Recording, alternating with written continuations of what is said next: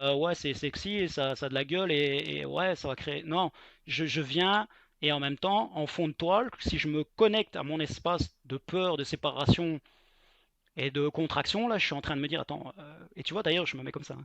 Qu'est-ce qui fait que, comment ça va être pris? Comment ça va être pris par certains de mes collègues, certains de mes chefs qui ont posture haute, hein, forcément, dans la hiérarchie, très pyramidale, très normée, euh, très ordonné. Tiens, attends, comment est-ce que ça va être perçu ça? Est-ce que c'est OK? Attends, il représente quand même son organisation.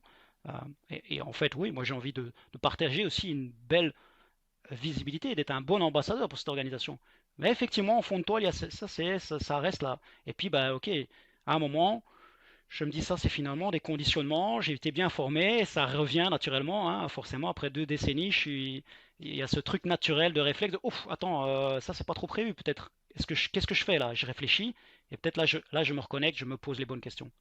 Et je me dis, ok, mais si je suis le fil dans son unité, dans sa cohérence, dans sa congruence, et qui, a envie, qui est passionné, qui a cette vision et qui a envie d'incarner ce qu'il prône et qui a envie de diffuser ce message, de le porter, ok, je dois pouvoir l'exposer. Donc je dois pouvoir aussi m'exposer de manière complète dans cette complétude, de manière totalement intégrée, tu vois.